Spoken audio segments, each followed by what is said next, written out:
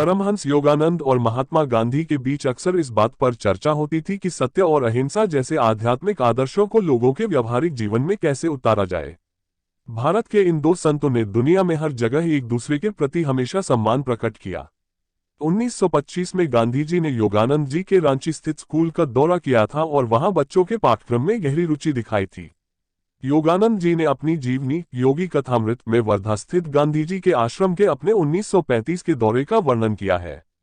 उस समय गांधी जी की इच्छा पर योगानंद जी उन्हें और उनके अनेक शिष्यों को क्रियायोग की दीक्षा दी थी।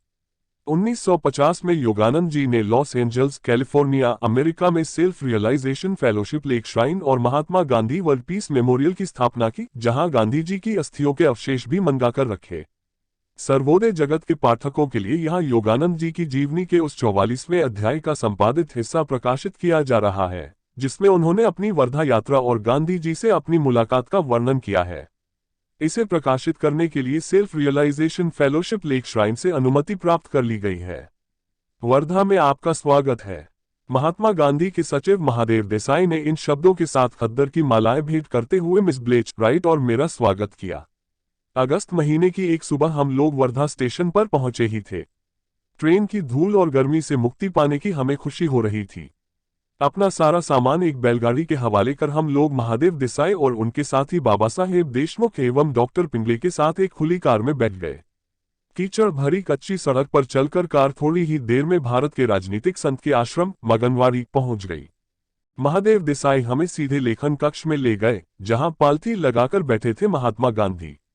एक हाथ में कलम, दूसरे में कागज, चेहरे पर विस्तृत, दूसरों को जीत लेने वाली अंतःकरणपूर्ण मुस्कान। स्वागत है, हिंदी में उन्होंने लिखा। क्योंकि यह सोमवार था, सप्ताह का उनका मौन दिवस। हम दोनों की यह पहली ही मुलाकात थी, फिर भी दोनों एक दूसरे की ओर देखकर अत्यंत प्रेम और खुशी के साथ मुस्कुरा रहे थे। 1925 में महात्मा गांधी ने रांची के मेरे विद्यालय में पधार कर उसे सम्मानित किया था और वहां की अतिथि पुस्तिका में प्रशंसा के शब्द लिखे थे। मात्र 100 पाउंड वजन के इस क्षीणकाय संत के शरीर से शारीरिक, मानसिक तथा आध्यात्मिक स्वास्थ्य की आभा प्रकट हो रही थी। उनकी हल्की भूरी सी आंखों में बुद्धि, ईमानदारी और विवेक का तेज था।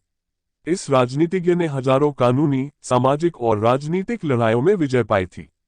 महात्मा गांधी ने भारत की कोटि कोटि अशिक्षित जनता के हृदय में अपना जो अटल स्थान बनाया है, वैसा स्थान अपनी जनता के हृदय में विश्व के किसी अन्य नेता ने नहीं बनाया। उनकी विख्यात उपाधि महात्मा उनके प्रति जनता के सहज आदर एवं प्रेम की निशानी है। उनकी खातिर ही गांधी जी केवल धोती पहनकर रहते हैं, जबकि उनकी इस पोशाक पर सब तरफ व्यंग्य चित्र बनाए जाते हैं। ये पोशाक पददलित जनता के साथ उनकी एकात्मता का प्रतीक है, जो इससे अधिक कुछ पहन नहीं सकती। इस छोटी सी घटना से गांधी जी की अपने को इच्छानुसार इंद्रियों से अलग करने की क्षमता मेरे ध्यान में आ गई। कुछ वर्ष पहले किए गए उनके अपेंडिक्स के ऑपरेशन की मुझे याद आई, जिसे उस समय बहुत प्रसिद्धि भी दी गई थी। बेहोशी की दवा लेने से इनकार कर ऑपरेशन के दौरान सारा समय वे प्रफुल्लित मन से अपने अनुयायियों से बातें कर रहे थे। उनके चेहरे पर शांत मुस्कान ये साफ बता रही थी कि उन्हें दर्द का कोई एहसास नहीं हो रहा था। दोपहर में मुझे गांधी जी की विख्यात शिष्या मीरा बेन से बातचीत करने का अवसर मिला। मीरा बेन एक अंग्रेज नौसेना प्रमुख एडमिरल की पुत्री हैं, जिनका नाम आश्रम में आने से पहले मिस मेडेलिन स्लेड था। अपने दैनिक कार्यक्रम का विशुद्ध हिंदी में विवरण सुनाते हुए मजबूत सा लगता उनका शांत चेहरा उत्साह से खिल उठा। सेवाग्राम आश्रम के रसोड़े में भोजन करते हुए श्री श्री परमहंस योगानंद गांधी जी द्वारा लिखा पर्चा पढ़ रहे हैं। उस दिन गांधी जी का मौन दिवस 27 अगस्त 1935 सोमवार था। उसी दिन योगानंद जी ने गांधी को क्रियायोग में दीक्षित किया। ग्रामोद्धार का कार्य बड़ा संतोषप्रद है। प्रतिदिन सुबह 5 बजे हम लोगों का एक दल आसपास के ग्रामीणों की सेवा करने तथा उन्हें स्वास्थ्य एवं साफ सफाई संबंधी साधारण बातों की जानकारी देने जाता है। हम लोग उनकी घासफूस की झोपड़ियों एवं शौचालयों की सफाई करने का विशेष ध्यान रखते हैं। ग्रामीण जन अशिक्षित हैं, उदाहरण के बिना उन्हें शिक्षित नहीं किया जा सकता। वे प्रसन्नता के साथ हंस पड़ी। उच्च कुल की इस अंग्रेज महिला को मैं आदर भरी दृष्टि से देख रहा था, जो सच्ची ईसाई विनम्रता हृदय में धारण किए मल सफाई तक का काम कर रही थी, जिसे साधारणतः केवल अस्पृश्य लोग ही करते हैं। मीरा बेन के हाथ शीघ्र ही चरखा चलाने में व्यस्त हो गए। महात्मा जी के प्रयत्नों के फलस्वरूप चरखा अब भारत के ग्रामीण इलाकों में सर्वव्यापी हो गया है। कुटीर उद्योगों के पुनरुज्जीवन को प्रोत्साहित करने के लिए गांधी जी के पास ठोस अर्थशास्त्रीय और सांस्कृतिक कारण हैं। तथापि वे सभी आधुनिक प्रगति से कट्टरता के साथ दूर रहने की सलाह भी नहीं देते। उनके अपने राष्ट्रव्यापी व्यस्त जीवन में मशीनों, रेलगाड़ियों, मोटर गाड़ियों तथा टेलीग्राम ने महत्वपूर्ण भूमिका निभाई है। 50 वर्ष की जनसेवा, जेल के अंदर बाहर आना जाना, राजनीतिक जगत की छोटी से छोटी बातों एवं उसकी कठोर वास्तविकताओं के साथ दिन प्रतिदिन संघर्ष, इन सभी बातों द्वारा उनके जीवन में और अधिक संतुलन आया है। उनकी उदारमनस्कता में, उनकी स्वस्थचित्तता में और भी अधिक वृद्धि हुई है तथा इस विलक्षण मानवीय तमाशे का विनोदपूर्ण कौतुक बुद्धि के साथ अवलोकन करना सिखाया है। ध्यान प्रार्थना। शाम 6 बजे बाबा साहेब देशमुख के यहाँ उनके निमंत्रण पर हम तीनों ने भोजन का आनंद लिया। 7 बजे की प्रार्थना के समय हम लोग आश्रम लौट आए और छत पर पहुंचे, जहां 30 सत्याग्रही गांधी जी के सामने अर्धवृत्ताकार बैठे थे। गांधी जी एक चटाई पर बैठे थे, एक पुरानी जेब घड़ी उनके सामने खड़ी करके रखी हुई थी।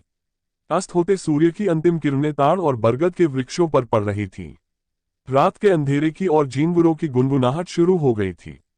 वातावरण शांत गंभीर था। मैं मंत्रमुग्ध हो गया। महादेव देसाई एक भजन गाने लगे और बाकी लोग उनका साथ देने लगे। इसके बाद गीता पाठ हुआ। गांधी जी ने समापन प्रार्थना करने के लिए मुझे संकेत किया। वहां भाव और अभिलाषा का कैसा दिव्य संयोग था। यह एक अविस्मरणीय स्मृति बनकर रह गई। वर्धा में छत पर तारों के नीचे ध्यान। समय की पाबंदी का पालन करते हुए ठीक 8 बजे गांधी जी ने अपना मौन भंग किया। उनके लिए अपने जीवन के विशाल कार्यों के कारण अपने समय को सूक्ष्मता से विभाजित कर विविध कार्यों में बांटना आवश्यक है। स्वागत स्वामी जी। इस बार महात्मा जी का अभिवादन कागज के माध्यम से नहीं था। हम छत से उतरकर उनके लेखन कक्ष में पहुंचे ही थे। लेखन कक्ष में कोई फर्नीचर नहीं था। वहां केवल बैठने की आसननुमा छोटी छोटी चौकोर चटाइयां थीं। जमीन पर बैठकर लिखने के काम आ सके इतनी ऊंचाई की एक डेस्क, कागज और कुछ साधारण कलमें, फाउंटेन पेन नहीं थी। एक कोने में मामूली सी एक घड़ी टिक टिक किए जा रही थी। उस कमरे में शांति और भक्ति का वातावरण था। गांधी जी अपनी मोहक, लगभग दंतविहीन मुस्कान बिखेर रहे थे। उन्होंने बताया, अपने पत्र व्यवहार हेतु समय निकालने के लिए मैंने कई वर्षों पूर्व सप्ताह में एक दिन मौन रखना शुरू किया, परंतु मौन के वे 24 घंटे अब एक महत्वपूर्ण आध्यात्मिक आवश्यकता बन गए हैं। नियतकालिक मौन रखने में कष्ट तो कुछ नहीं है, बल्कि यह एक वरदान है। मैं पूर्ण मन से उनके साथ सहमत हो गया। दूसरे दिन सुबह जल्दी ही दूध में गुड़ के साथ बनाए हुए दलिये का नाश्ता हम लोगों ने किया। 10:30 बजे गांधी जी और सत्याग्रहियों के साथ भोजन करने के लिए हमें बुलाया गया। आज भोजन में हाथ से कूटे हुए चावल का भात, सब्जी और इलायची के दाने थे। मैं दोपहर को आश्रम की भूमि पर टहलने निकला और घूमते घूमते चराई के एक मैदान में जा पहुंचा, जहां कुछ गायें शांतचित्त से चर रही थीं। गोरक्षण का गांधी जी के हृदय में अत्यंत विशेष स्थान था। उन्होंने कहा है, मेरे लिए गाय का अर्थ है संपूर्ण मानवेतर जगत। मनुष्य का अपनी जाति की सीमाओं से बाहर निकलकर पशु जगत के प्रति सहानुभूति प्रकट करना। गाय के माध्यम से मनुष्य सारे जीव जगत के साथ अपनी एकात्मता स्थापित कर सकता है। अतिथि भवन में पुनः प्रवेश करते हुए मैं यहाँ हर तरफ दिखाई देने वाली नितांत सादगी और त्याग की निशानियों को देखकर फिर एक बार प्रभावित हो उठा। गांधी जी ने अपने वैवाहिक जीवन के काफी प्रारंभ में ही परिग्रह व्रत ले लिया था। वार्षिक 60,000 रुपये से अधिक आय देने वाली वकालत छोड़कर उन्होंने अपनी सारी संपत्ति गरीबों में बांट दी। उस दिन दोपहर को 3 बजे मैं पूर्व निर्धारित कार्यक्रम के अनुसार उस संत के लेखन कक्ष में उनसे मिलने जा पहुंचा, जिसने अपनी पत्नी को भी अपनी एकनिष्ठ शिष्या बना दिया था। दुर्लभ चमत्कार। गांधी जी ने सिर उठाकर अपनी अविस्मरणीय मुस्कान के साथ मेरी ओर देखा। अहिंसा। चटाई पर उनके पास बैठते हुए मैंने पूछा, महात्मा जी, क्या आप अहिंसा की अपनी व्याख्या बताने की कृपा करेंगे? विचार या कृति से किसी जीव को किसी प्रकार की हानि न पहुंचाना। सुंदर आदर्श। परंतु संसार तो सदा ही पूछेगा, किसी बच्चे को या स्वयं अपने को बचाने के लिए क्या सांप को नहीं मारना चाहिए? सांप को मरने के लिए मुझे अपनी 2 प्रतिज्ञाएं भंग करनी पड़ेंगी, निर्भयता और अहिंसा। इसकी अपेक्षा तो मैं भीतर ही भीतर प्रेम के स्पंदनों से सांप को शांत करना चाहूंगा। ... उनकी डेस्क पर आहार के संबंध में पाश्चात्य लेखकों द्वारा लिखित कई आधुनिक पुस्तकें देखकर मैंने कुछ विचार प्रकट किए। उन्होंने हंसते हुए कहा, हाँ, अन्य सब क्षेत्रों की तरह ही सत्याग्रह में भी आहार का बड़ा महत्व है। मैं सत्याग्रहियों के लिए पूर्ण ब्रह्मचर्य पर जोर देता हूँ, अतः मैं सदा ही ब्रह्मचर्य पालन के लिए अनुकूल आहार ढूंढने की चेष्टा करता रहता हूँ। कामवासना पर विजय प्राप्त करने के लिए पहले रसना पर विजय प्राप्त करना आवश्यक है। उपवास करते जाना या अर्ध निराहार रहना या असंतुलित आहार लेना इसका उत्तर नहीं है। भोजन की आंतरिक लालसा पर विजय प्राप्त कर लेने के बाद सत्याग्रही को चाहिए कि वह विटामिन, खनिज तत्व, कैलोरी आदि सब आवश्यक तत्वों से युक्त संतुलित शाकाहारी भोजन ले। आहार के संबंध में आंतरिक और बाह्य विवेक से सत्याग्रही का वीर्य सारे शरीर के लिए ओज में परिणत हो जाता है। पिछली रात को गांधी जी ने लाहिरी महाशय के क्रियायोग की दीक्षा लेने की इच्छा प्रकट की थी। महात्मा जी की खुली मनोवृत्ति और जिज्ञासा देखकर मैं अभिभूत हो गया। अपनी ईश्वर आराधना में वे बच्चों के समान हैं और उस विशुद्ध ग्रहणशीलता को प्रकट करते हैं जिसकी बच्चों में प्रशंसा करते हुए ईसा मसीह ने कहा था, स्वर्ग का राज्य ऐसों का ही है। क्रिया योग दीक्षा। क्रिया का उपदेश देने के लिए मैंने जो समय निर्धारित किया था वह आ गया। अब महादेव देसाई और डॉक्टर पिंगले सहित क्रिया प्रविधि जानने की इच्छा रखने वाले कुछ अन्य सत्याग्रही भी कमरे में दाखिल हो गए। मैंने पहले उन सबको योगा के शारीरिक व्यायाम सिखाए। इसमें शरीर को मन की आंख से 20 भागों में विभाजित देखा जाता है और फिर अपनी इच्छा शक्ति से एक एक करके इस प्रत्येक भाग में शक्ति संचार कराया जाता है। शीघ्र ही वहां उपस्थित प्रत्येक व्यक्ति मेरे सामने मानव मोटर की तरह थरथराने लगा। गांधी जी के शरीर के लगभग सदा ही दृष्टि के सामने खुले रहने वाले 20 भागों में शक्ति की थरथराहट की लहरों को देखना आसान था। वे बहुत दुबले पतले तो हैं, परंतु इतने भी नहीं कि देखने में अच्छे न लगे। उनकी त्वचा चिकनी है और उस पर कोई झुर्रियां नहीं पड़ी है। बाद में मैंने उन सबको क्रियायोग की मुक्तिदायिनी विधि की दीक्षा दी। गांधी जी ने विश्व के सारे धर्मों का श्रद्धाभाव के साथ अध्ययन किया है। जैन शास्त्र, बाइबल का न्यू टेस्टामेंट और टाल्स्टाय का समाजशास्त्रीय साहित्य गांधी जी के अहिंसा सिद्धांत के मुख्य प्रेरणा स्रोत हैं। उन्होंने अपने विश्वास के बारे में इस प्रकार लिखा है, मैं बाइबल, कुरान और जैन व्यवस्था को वेदों के समान ही ईश्वर प्रेरित मानता हूँ। मैं गुरु परंपरा में विश्वास करता हूं, परंतु इस युग में लक्ष लोगों को गुरु के बिना ही काम चलाना पड़ेगा, क्योंकि किसी एक व्यक्ति में परिपूर्ण पवित्रता और परिपूर्ण ज्ञान का संयोग मिलना दुर्लभ है। परंतु मनुष्य को ये सोचकर निराश होने की आवश्यकता नहीं कि वह अपने धर्म के सत्य को कभी जान नहीं पाएगा, क्योंकि हिंदू धर्म के और सभी महान धर्मों के मूल सिद्धांत अपरिवर्तनीय और सहज समझने योग्य हैं। बापू का हिंदुत्व। प्रत्येक हिंदू की भांति मैं भी ईश्वर और उसके एकत्व में, पुनर्जन्म और मुक्ति में विश्वास करता हूं। अपनी पत्नी के प्रति अपनी भावना के समान ही हिंदुत्व के प्रति अपनी भावना का भी मैं वर्णन नहीं कर सकता। मेरे मन को जिस तरह से मेरी पत्नी प्रभावित कर सकती है, उस तरह संसार की अन्य कोई नारी कभी नहीं कर सकती। ऐसा नहीं है कि उसमें कोई दोष नहीं है, बल्कि मैं तो ये भी कहूंगा कि मैं उसमें जितने दोष देख पाता हूं, उससे भी कहीं अधिक दोष उसमें होंगे। परंतु उसके प्रति एक अटूट बंधन का भाव मेरे मन में है। हिंदुत्व के प्रति और हिंदुत्व के बारे में भी ऐसा ही भाव मेरे मन में है, उसमें चाहे कितने ही दोष हों और कितनी ही त्रुटियां हों। गीता पाठ के या तुलसी रामायण के संगीत जैसा आनंद मुझे और किसी भी बात में नहीं मिलता। जब जब मुझे ऐसा लगा कि मैं अपनी अंतिम श्वास ले रहा हूं, तब गीता ही मेरा आधार थी। हिंदू धर्म अनन्यमार्गी धर्म नहीं है। इसमें संसार के सभी प्रेरित पैगंबरों और संत महात्माओं की पूजा के लिए जगह है। सामान्य अर्थ में यह मिशनरी धर्म नहीं है। बेशक इसने अनेकानेक जनजाति, वंश, कुल अपने में समा लिए हैं, परंतु ये समाने की प्रक्रिया क्रम विकास की प्रक्रिया के अंतर्गत अनजाने में संपन्न हुई। हिंदू धर्म शिक्षा देता है कि प्रत्येक मनुष्य को अपने पथ या अपने धर्म के अनुसार ईश्वर की आराधना करनी चाहिए, और इसलिए किसी धर्म के साथ उसका कोई विरोध नहीं है। ईसा मसीह के बारे में गांधी जी ने लिखा है, मुझे दृढ़ विश्वास है कि यदि आज वे इस संसार में लोगों के बीच जी रहे होते, तो उन अनेक लोगों के जीवन को अपने आशीर्वाद से धन्य करते, जिन्होंने शायद उनका नाम भी कभी सुना ना हो। जैसा कि लिखा ही गया है, वो प्रत्येक मनुष्य नहीं जो मुझे प्रभु प्रभु कहता है, परंतु वह जो मेरे परमपिता की इच्छा का पालन करता है।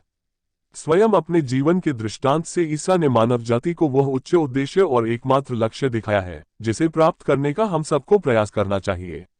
मेरा यह विश्वास है कि वे केवल ईसाइयों के नहीं, बल्कि पूरे संसार के, सब देशों के और सब जातियों के हैं। वर्धा में हमारे अंतिम दिन की शाम को महादेव देसाई द्वारा टाउन हॉल में आयोजित सभा में मैंने व्याख्यान दिया। योग पर व्याख्यान सुनने के लिए आए लगभग 400 लोगों से हॉल खचाखच भर गया, यहाँ तक कि लोगों को खिड़कियों में भी बैठना पड़ा। मैं पहले हिंदी में बोला, फिर अंग्रेजी में।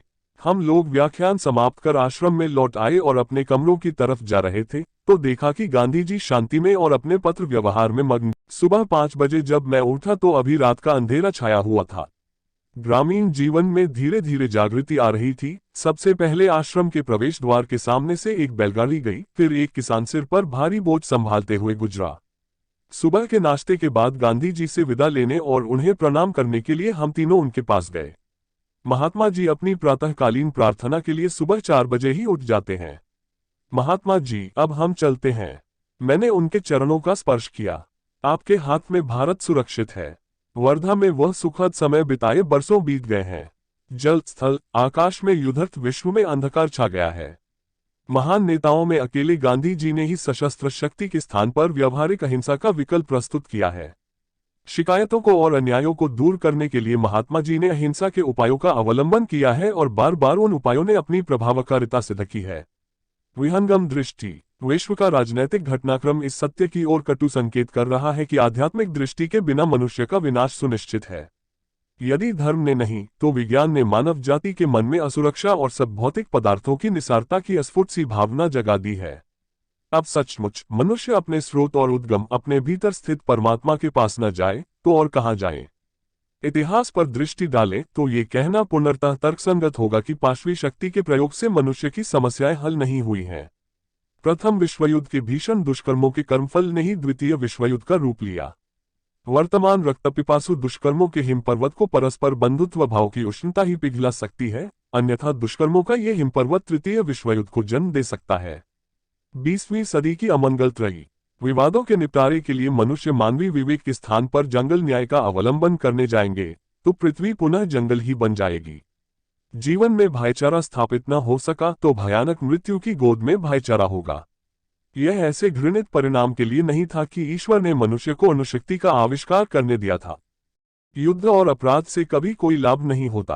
अरबों डॉलर विस्फोटकों का धुआं बनकर शून्य में मिल गए। इतने पैसे से तो एक नए विश्व का निर्माण हो सकता था, ऐसे विश्व का निर्माण जो रोग व्यथा से लगभग मुक्त और दारिद्र्य से पुनर्तः मुक्त होता।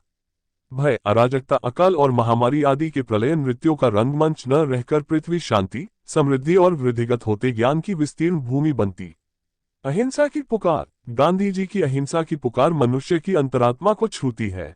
राष्ट्रों को अब मृत्यु के साथ नहीं बल्कि जीवन के साथ, विध्वंस के साथ नहीं बल्कि निर्माण के साथ, घृणा के साथ नहीं बल्कि प्रेम के रचनाकारी चमत्कारों के साथ अपना संबंध जोड़ना चाहिए। महाभारत में कहा गया है, चाहे किसी भी प्रकार की हानि क्यों न की गई हो, मनुष्य को क्षमा कर देना चाहिए। कहा गया है कि मनुष्य की क्षमशीलता के कारण ही मानव जाति का अस्तित्व निरंतर बना हुआ है। क्षमा पवित्रता है, क्षमा के कारण ही सृष्टि टिकी हुई है। क्षमा ही शक्तिमानों की शक्ति है, क्षमा ही त्याग है, क्षमा ही मन की शांति है। क्षमा और सौम्यता आत्मसंयमी व्यक्तियों के गुण हैं। ये शाश्वत सद्धर्म का प्रतिनिधित्व करते हैं। अहिंसा क्षमा और प्रेम का स्वाभाविक परिणाम है। गांधी जी कहते हैं, धर्मयुद्ध में प्राणहानि आवश्यक ही हो जाए तो मनुष्य को ईसा मसीह की तरह स्वयं अपना रक्त बहाने के लिए तैयार होना चाहिए, दूसरों का नहीं। इससे विश्व में रक्तपात तो कम होगा। किसी दिन भारतीय सत्याग्रहियों पर महाकाव्य लिखे जाएंगे, जिन्होंने घृणा का प्रेम से, हिंसा का अहिंसा से सामना किया, जिन्होंने शस्त्र उठाने की अपेक्षा निर्दयता से कट जाना बेहतर समझा। कुछ ऐतिहासिक प्रसंगों पर तो परिणाम ये हुआ कि दमनकारी अपनी बंदूकें फेंककर भाग गए, क्योंकि दूसरों के जीवन को अपने जीवन से अधिक मूल्यवान मानने वाले उन मनुष्यों को देखकर उनके मन लज्जा से भर गए, वे अंतर में हिल गए। महात्मा गांधी ने लिखा है, मैं अपने को राष्ट्रवादी कहता हूं, लेकिन मेरा राष्ट्रवाद उतना ही व्यापक है जितना यह विश्व। वह पृथ्वी के सारे राष्ट्रों को अपने घेरे में लेता है। मेरे राष्ट्रवाद में पूरे विश्व का कल्याण समाविष्ट है। मैं नहीं चाहता कि अन्य राष्ट्रों के भस्मावशेषों पर मेरा भारत खड़ा हो। मैं नहीं चाहता कि भारत एक मनुष्य का भी शोषण करे। मैं चाहता हूं कि भारत शक्तिशाली बने ताकि वह अन्य राष्ट्रों में भी शक्ति का संचार कर सके। आज ऐसा करने वाला एक भी राष्ट्र यूरोप में नहीं है। वे दूसरों को शक्ति नहीं देते। किसी भी अन्य देश के किसी भी नेता ने केवल गोलियों के द्वारा ही जो राजनीतिक रियायतें कभी प्राप्त की होंगी, उनसे कहीं अधिक राजनीतिक रियायतें गांधी जी ने अहिंसा के मार्ग द्वारा अब तक प्राप्त भी कर ली हैं। सब प्रकार के अन्यायों एवं बुराइयों के उन्मूलन के लिए अहिंसात्मक उपायों का प्रयोग केवल राजनीतिक अखाड़े में ही किया गया है, ऐसी बात नहीं। भारतीय समाज सुधार के अत्यंत नाजुक और पेचीदे क्षेत्र में भी इसका प्रयोग किया गया है। गांधी जी और उनके अनुयायियों ने दीर्घकाल से चले आ रहे अनेक हिंदू मुसलमान विवादों को खत्म कर दिया है। लाखों मुसलमान गांधी जी को अपना नेता भी मानते हैं। अस्पृश्यों को तो गांधी जी के रूप में अपना निर्भय और विजयी योद्धा मिल गया है। गांधी जी ने लिखा था, यदि मुझे फिर से जन्म लेना पड़े तो मैं अछूतों के बीच अछूत बनकर ही जन्म लेना चाहूंगा, क्योंकि उसके द्वारा मैं और अधिक प्रभावशाली ढंग से उनकी सेवा कर सकूंगा। महात्मा जी सचमुच महान आत्मा ही हैं, पर उन्हें यह उपाधि प्रदान करने का श्रेय भारत की कोटि कोटि अशिक्षित जनता की सूक्ष्म दृष्टि को जाता है। इस नम्र संत का स्वयं अपने देश में भी आदर होता है। साधारण किसान भी गांधी जी के उच्च आदर्शों को अपना सका। गांधी जी पूर्ण अंतःकरण से मानव की अंतर्जात महानता में विश्वास करते हैं। इस मामले में विश्वास को धक्का लगते रहना तो अपरिहार्य है, परंतु फिर भी वे कभी निराश नहीं हुए। वे लिखते हैं, सत्याग्रही को कोई 20 बार धोखा दे तो भी 21वीं बार वह फिर उस पर विश्वास करने के लिए तैयार रहता है, क्योंकि मानव स्वभाव में निर्विवाद विश्वास ही इस पथ का सार है। एक बार किसी टीकाकार ने उनसे कहा, महात्मा जी, आप असाधारण पुरुष हैं, आपको संसार से अपने जैसे आचरण की आशा नहीं करनी चाहिए। गांधी जी ने कहा, कितना विचित्र है हम लोगों का ये सोचना कि शरीर में तो सुधार किया जा सकता है, पर आत्मा की सुप्त शक्तियों को जगाना असंभव है। यही सिद्ध करने की कोशिश में तो मैं लगा हूं कि मुझमें ऐसी शक्तियां हो भी, तब भी मैं अन्य सब की तरह ही नश्वर हूं और मुझमें न तो कोई असाधारणता कभी थी और ना भी है। मैं एक साधारण व्यक्ति मात्र हूं जो अन्य किसी भी मर्त्य मानव की भांति ही भूल कर सकता है। हाँ, यह मैं अवश्य स्वीकार करूंगा कि अपनी भूल मान लेने की और अपने कदम वापस लेने की विनम्रता मुझमें है। मैं ये भी स्वीकार करता हूं कि ईश्वर और उसकी महिमा में मेरा अटल विश्वास है तथा सत्य और प्रेम के प्रति मुझमें अदम्य अनुराग है। परंतु क्या यही सब प्रत्येक मनुष्य में सुप्त अवस्था में नहीं है? फिर आगे उन्होंने कहा, भौतिक जगत में यदि हम नई नई खोजें और आविष्कार कर सकते हैं, तो क्या आध्यात्मिक क्षेत्र में ही अपना दिवालियापन घोषित करना जरूरी है?